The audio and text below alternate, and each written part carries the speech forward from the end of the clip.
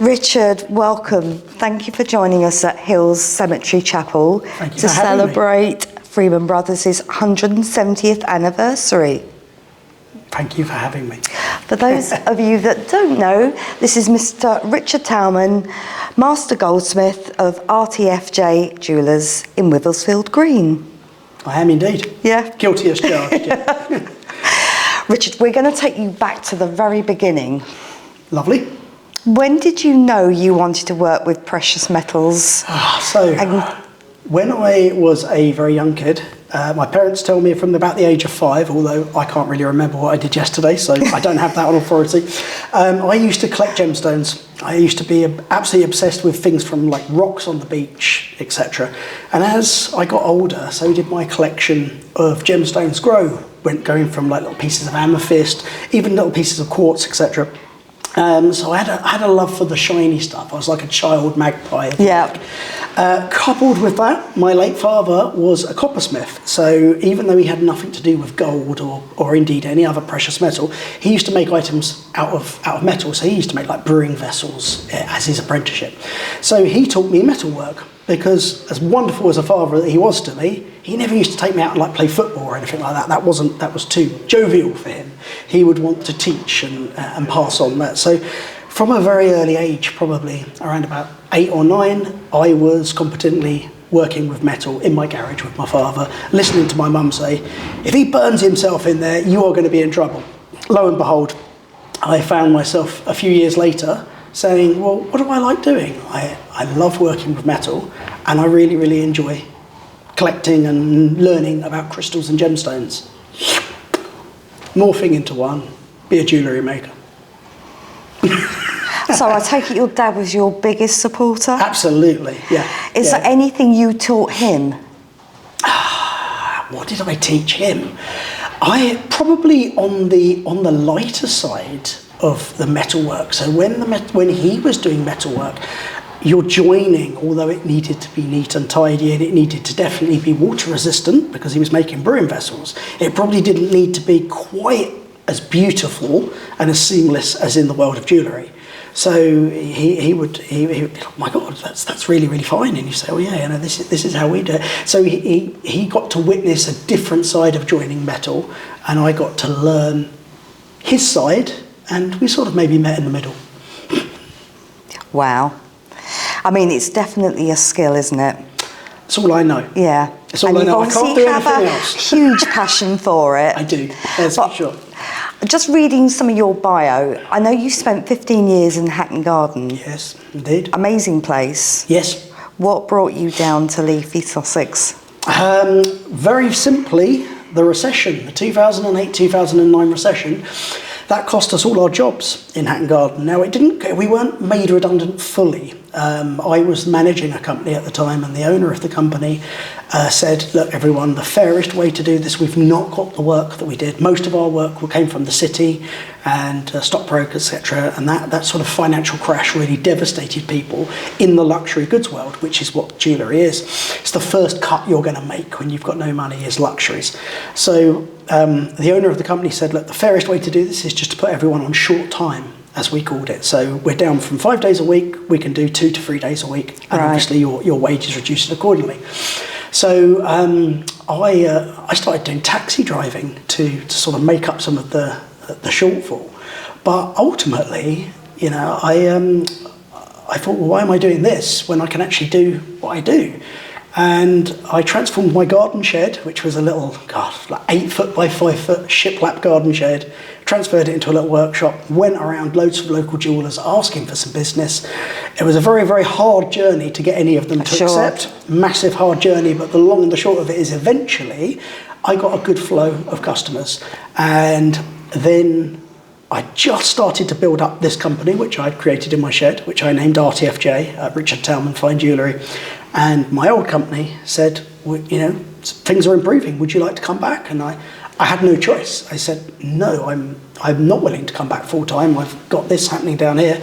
And it was at that point that obviously my contract with that company had to end because they were offering me big full time back and I couldn't go. So It was, I would love to say that I had an epiphany one night and I woke up in the morning and I wanted to work for myself. It happened purely by accident. Something really, really bad happened, and from it, something really, really good happened. And I found that's been a case a lot in my life, and a lot of people. Something bad, something good always follows something bad. I would agree with you on that one. Sometimes amazing things happen when you least expect them to, and Absolutely. you certainly made a mark in West Sussex. What qualities do you think you would describe as a perfect piece of jewellery? It's got to be functional. It has to be functional. There are too many pieces of jewellery that I see that, whilst they might be pretty and elegant, you have to have jewellery that's pretty and elegant. Its primary function is to look nice, but it has to be fit for purpose. And it was actually that kind of passion which led me to go on to producing my other type of jewellery, which I'm sure we'll get on to. We will, absolutely. But primarily, when I'm making a piece of jewellery, you've got to know what its intended purpose is. There is no way on earth you should be making the structure of an engagement ring for a 20-year-old in the same way that you would do a really, really light brooch for a 60-year-old to wear. You know, they're going to have different impacts, they're going to have different uses, and they're going to be worn in different ways. So you need to make the piece of jewellery fit for purpose. And that is my primary concern. If we can make it look pretty at the same time, everyone's a winner. Do you know that? I would never have even thought about that. It's essential. The amount of engagement rings which are available on the open market, which are made thin, and they smother them in diamonds, which admittedly looks beautiful, but everywhere there's a diamond, there's a hole. Okay, or indeed any other stone. Everywhere there's a hole, there's a lack of structure. So sometimes you look at this and someone comes in with a beautiful design and it's absolutely smothered in diamonds and it's really, really thin, and you say, that's beautiful and I would love to make that for you. However, are you going to be wearing it every day? Yes. What do you do in your pastime? I love going to the gym. I love riding horses. That's not for you. We need to take that and we need to now make that more robust and suitable for your everyday life. So they always agree. Do you find yourself going to a party and surreptitiously looking... I'm in my late 40s now. Well, I'm sure you still party, Richard. But do you end up looking at people's jewellery and thinking, I would have done it differently? Absolutely. I always look at pieces of jewellery. I love it. It's like it's my go-to. It's my go-to. It's always a passion. Always been a passion of mine. So it kind of does lead me beautifully on to the next question. You do a lot of custom designed, bespoke jewellery. Absolutely. That's at least 50% of my business, along with the restoration. Absolutely. Very good at it.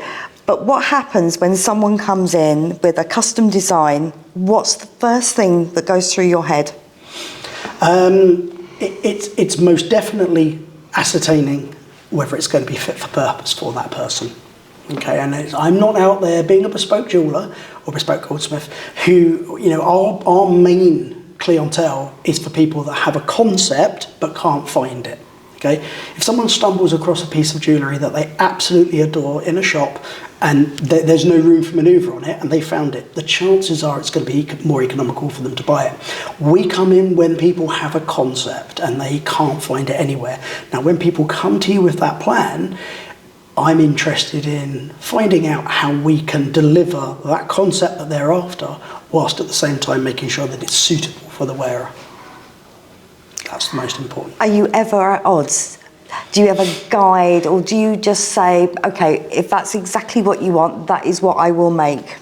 There has been a few times where I have had to say, we can do this for you, but there almost needs to be a disclaimer on this because I don't see it fit for purpose.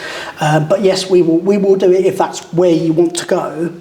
And generally, when it comes to the point where someone says, are you actually telling me 100% this is not fit for purpose? Yes. 9.5 times out of 10, there you go. Okay, fine, well, can we talk about how you think? And sometimes the alterations are minuscule. Yeah. Sometimes they have literally no idea that, oh, so it's still, yes, absolutely, it's still going to look how you want it to. We're just going to make it a little bit more suitable. What's the whole point of going and having someone's expertise at hand? Absolutely. So obviously with jewellery design, there's lots of techniques, lots of pieces of equipment that you use. How do you stay up to date with all the techniques, all the new equipment coming out onto the market? You've got to embrace new technology, and we have got some of the latest technology, that is for sure. But we actually use some of the same equipment that our forefathers did a couple of hundred years back. There's no two ways about that. So whilst there are new ways of doing things, they are not necessarily always embraced. We've got some of the latest equipment which helps us very much with our production. We don't solely rely upon it. We've got a laser engraver. Do we use it all the time? No. I've still got a manual one where we do it. It's like going around like on an Etch-a-Sketch because it serves the purpose better. I'm still using the same flux, and a flux is something that you use to make solder join. We're still using the same type of flux that was being used 100, 200 years ago because it works. So replacing something with a modern technology is great if it is going to serve its purpose, but if it won't, like CAD, computer-aided design, is massive in the world of jewellery at the moment. Vast majority of items that you will buy off the shelf in London are going to have been made by a computer. I won't touch it. I struggle sending emails. Okay. So I struggle with light switches, if the truth be known. So, I'm not... designing something on a computer won't necessarily fit the bill. And most of the time, the gemstones that you're working with, they're not what we would call calibrated. If you've got a 5mm stone, that's fine. You could probably use a computer quite well on that. But if you've got a stone which is an odd shape, translating that exactly across into a computer could be almost impossible. So we are the dinosaurs, I'm afraid. And we're staying that way. Thanks for sharing that. No. I know you've got your engraving machine, and we'll come on to the WithMe Jewellery because we couldn't let that go. No, tell us what a typical day looks like in RTFJ. Well, actually, on the one that I want to portray it. I want the actual day-to-day. Depending on the day, it has to be divided up. It has to be divided up into what I call production and appointments. So most of our commissions are going to be subject to a face-to-face meeting, very similar to I'm having with you now. So we can actually find out what people want. I have to divide the amount of my day that I'm sitting talking to customers and the amount of the day that I'm making jewellery. So depending on the day, we either get the appointments out the way first thing in the morning and then we go on to the production in the afternoon. Sometimes it's the other way around, certainly if I'm working late. So the day always starts with my reluctant getting on the computer and responding to people. Very, very quickly, I'm going to need to get on the bench. I'm going to need to get working. Otherwise, I get really miserable. It sounds like you've got quite a good balance between face-to-face to actually going and following your creative path. I would like to think so. Yeah. Not all days it works out the way. Sometimes you get evaporated into other ideas and other things that you hadn't planned that day. Sometimes jobs don't go according to plan. That's really, really fair to say. There's no way that every single job we start goes fluidly to the end. Absolutely not. We might pretend it is, but you frequently get times where you'll be making something and you go, hold on, this isn't going to work. We need to now readdress this. We now need to probably make contact with the customer again and say, look, we're doing this, but we need to think this now. It's sometimes not as straightforward as you think. That's the creative process for you, isn't it, really? Creative or obsessive? What word should we go for there? Quite closely linked, I think. I mean, we're really fortunate, Richard, because we've worked together now for a number of years, and we are very lucky to be to have your display cases of WithMe memorial jewellery in each of our 4 branches. I'm curious to know what inspired you to go and do memorial jewellery. Right, so it's very fair to say that it was an area of jewellery that I intended originally to stay well away from.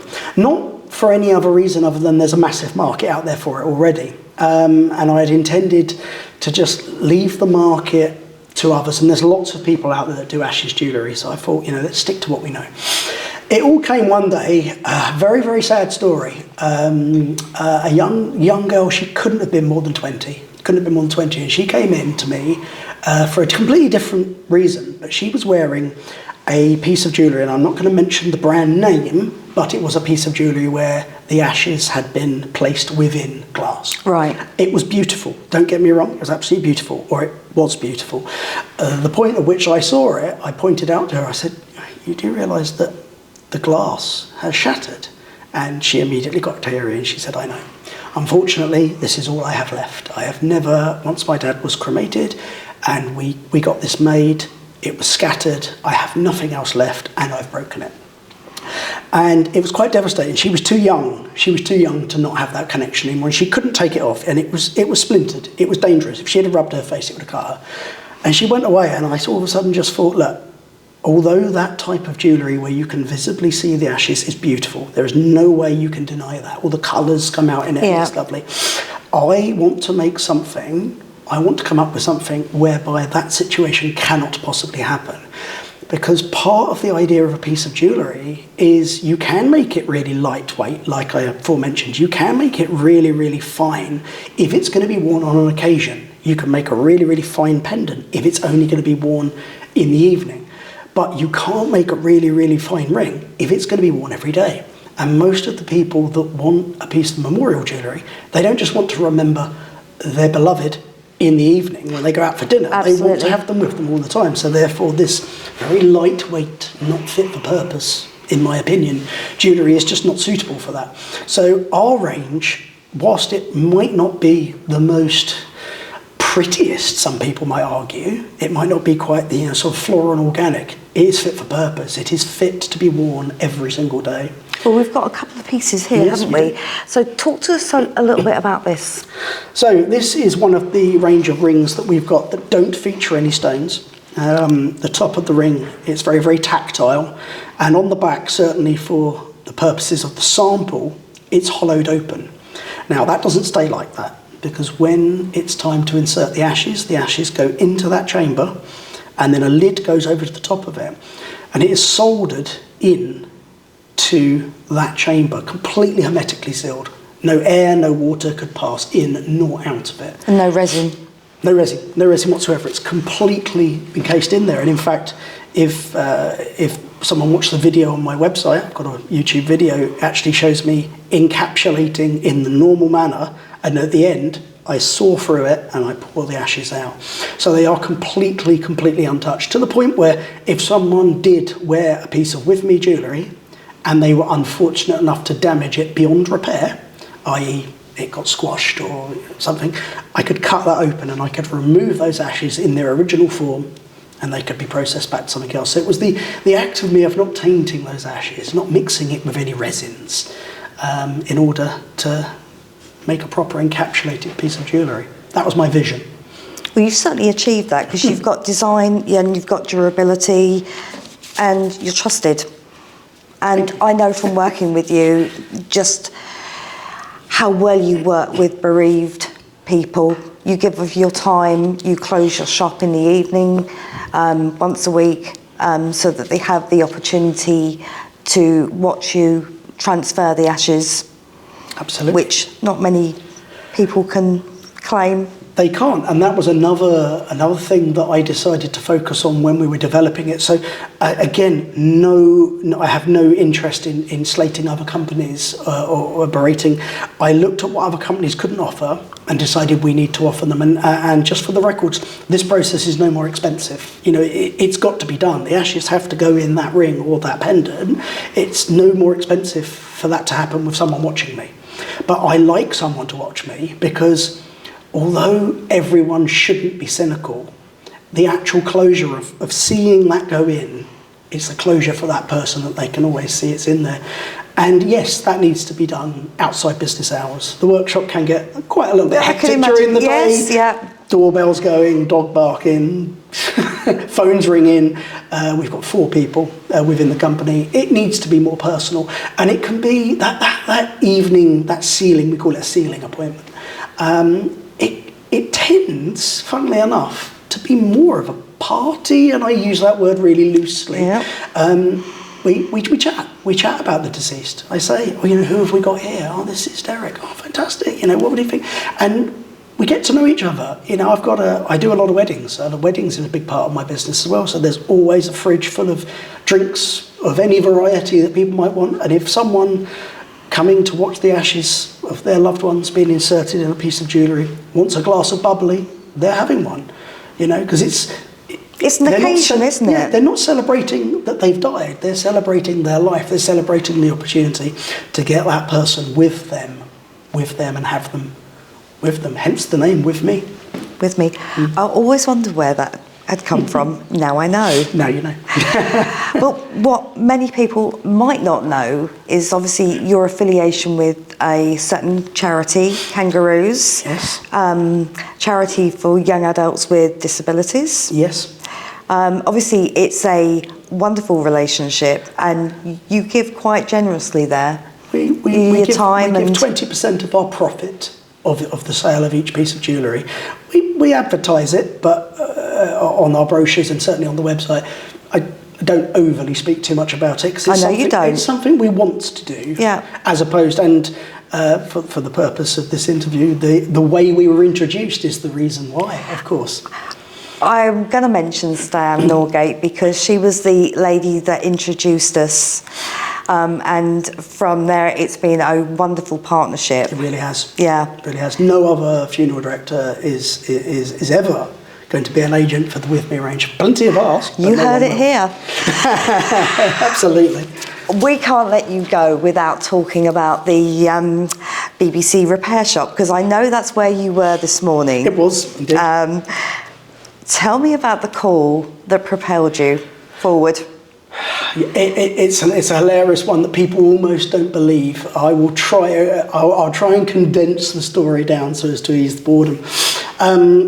My late father, who I talk about a lot, not only for his passion of introducing me into the trade, he was also my best mate, but we also acted more like mates rather than father and son. And if there was an opportunity to prank or wind each other up in some way or another, we would take that opportunity. Now, I had got him, in my own words, quite well with a phone call about 3 weeks prior to this particular date. So I was expecting a return pretty soon. And it was back in the day when my workshop landline diverted to my mobile. And it was 6 o'clock on a Friday night, never forget it. I was at home cooking dinner, had a glass of wine, and I go, my phone rang. My wife said, oh, your phone's ringing. I was like, oh, forget it, it's 6 o'clock at night, I'm not taking a call now. So we let it go to answer phone. Anyway, the answer phone played, we played it on speaker, and it said quite clear as day, hello, I'm calling from the BBC, or on behalf of the BBC, and we was wondering if you'd like to take part in a television programme showcasing your talent. Well, I scoffed, and I went to press 3 to delete it. Yeah. And my wife knocked my hand out the way, like just knocked it away. She said, what are you doing? I said, oh, come on, leave it out. She went, that's someone from the BBC calling. I was like, really? Really, Jen? Do you think someone from the BBC is calling me 6 o'clock at night on my mobile? Forget it. And she said, well, I don't think I think you should at least look into it. I was like, you can look into it if you like. And she Googled the number, and it came up with a production company. And she said, this has come up with a production company. And I was like, okay, give it to me. Okay, it was Warner Brothers.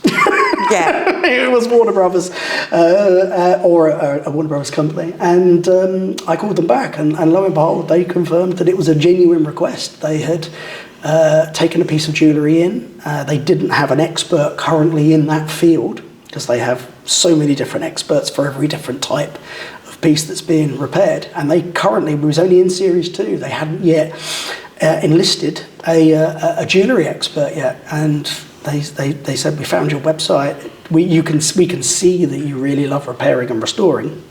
Would you be willing to give this a go? Naturally, I didn't think too long about it. The thought of being on telly didn't actually faze me at that point. Most of the other experts I speak to on the repair shop, they all declined it at the first instance because they didn't want to be on telly. But I didn't actually really think about the telly part. I thought about the actual job. Yeah. That was bizarrely where my mind went to first. Anyway, the rest is history, as they say. Well, that was 8 years ago. I mean, you've obviously combined TV work with what you do best, but what does go through your head when someone comes in with a very sentimental, precious piece of jewellery that they are expecting you to fix? What goes through my head? That hopefully I'm going to be able to do it. Okay, I know is a swear word in my world. I hate to say to people something is irreparable, because 9 times out of 10 it is not irreparable. It just depends how much time you want to give to actually try and repair it and get it back. What's going through my mind? That they're allowing me the time to do what they want to do. Most jobs, when you rush them, don't go according to plan. most jobs. You know, to rush a job doesn't make a good job. So when someone's got quite a tricky repair, I need to get my head around the best way to do it. It's getting quicker and quicker each one we do, but yeah, it's hoping that they will give me the freedom and the choice to work out the correct method of attack, because of course when we're making a piece of jewellery from scratch, like organically, if we make a mistake on that, it's our metal, it's our product, it's not a problem. It can be remelted, it can be started again. In most cases, people wouldn't even know. When you're working on someone else's property, you don't have that system reset button. It's a big responsibility, it is a massive isn't there? responsibility, Absolutely but huge. it keeps everything exciting. Yeah. Well, Like- obviously you work with Hugo, and you've mentioned 2 other people. Yes. There must be great teamwork and collaboration Yes, in it your is. workshops. I couldn't do without them. No. Richard, thank you so much for joining us today. Please, for anyone that wants to get in touch with you, please share where they can find you. So the usual social media, Instagram, RTFJ, Richard Talman Fine Jewellery, at RTFJ, the same thing for Facebook, and my website, rtfj.co.uk. Fantastic. Round of applause, please. And we're done. Thank you very much for watching. If you'd like any more information about any of the topics that we've covered in this session, then please do visit the links below for more details, and we'll look forward to helping you soon.